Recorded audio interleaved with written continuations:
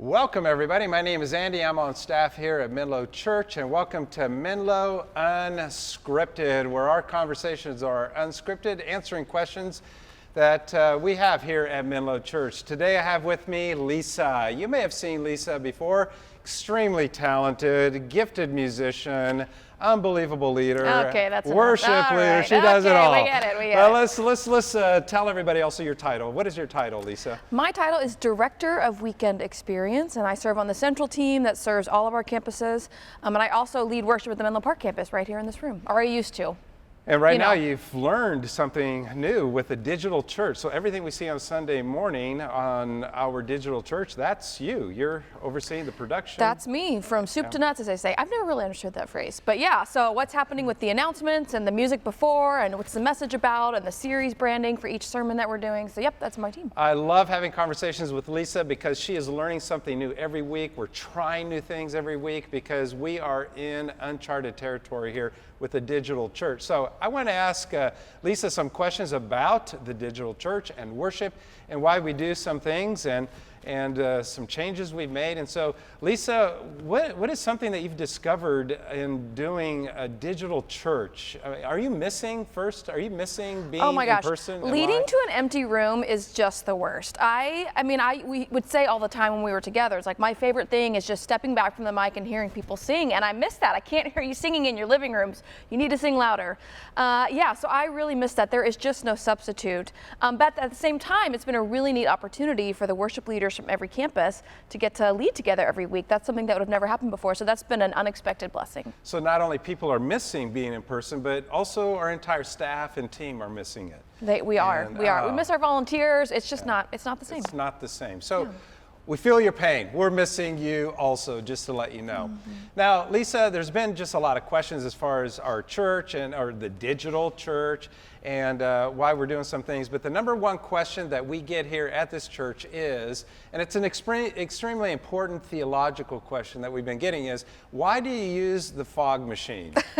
That is the number one question. You know, in the Old Testament, it talks about the smoke coming down from heaven and representing the presence of God. So that's all we're trying to do. We're just going back to the Old Testament church. So we're an Old Testament church and want to experience God. But just to let you know, too, in my seminary classes, if I can remember a little church history, that the monks in the monasteries, also when people went in the Middle Ages to church, they had incense. And so it was creating an experience. So we're creating an experience that we could say, man, I want to invite my friends to that.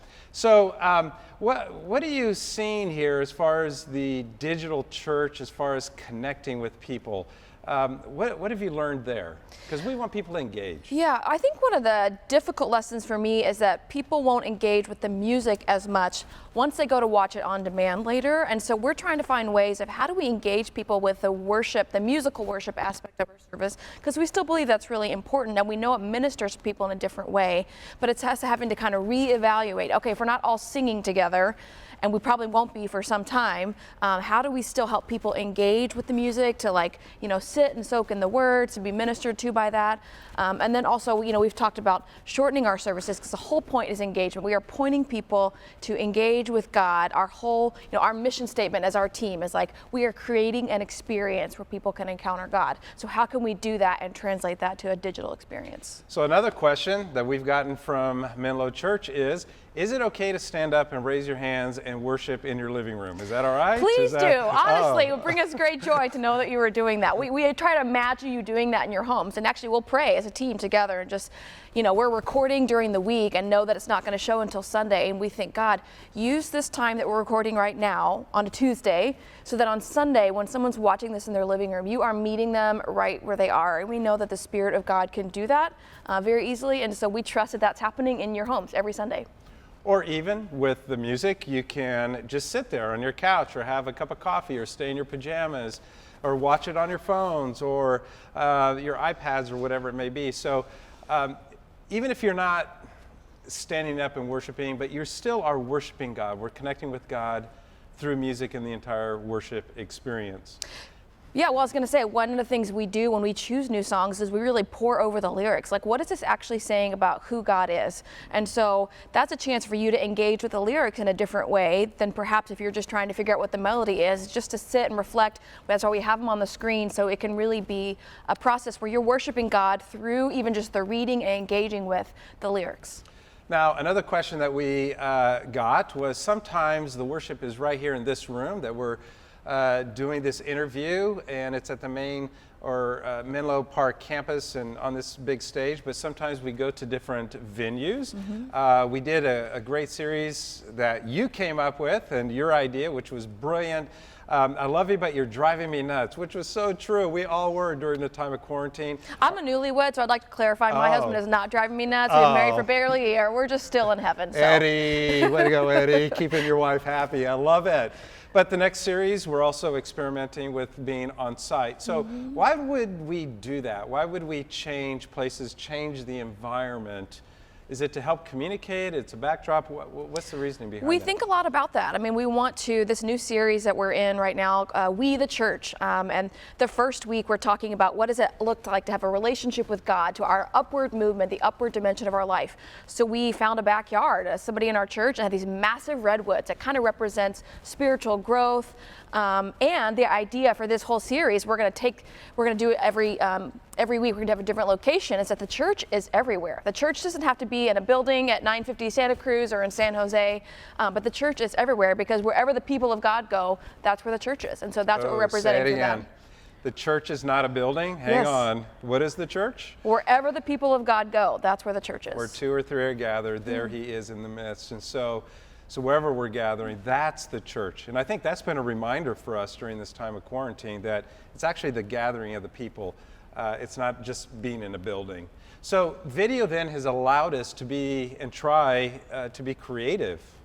It's not always in a room. We can actually use it as a backdrop. We can go anywhere. Yep, we have a really gifted production team that helps us pull that off. We're learning things a lot of the hard way. In fact, this last week, our hard drive got fried because it was in the heat. It was so hot here, so we had to re-record all the worship. So we're learning a lot of things on the way, but our teams are so gifted and serve with such heart to help create this experience each week, whether it's outside or it's in this room or it's somewhere off-site that we're doing to create something so that you're learning something new about God, you're connecting with him in a real way.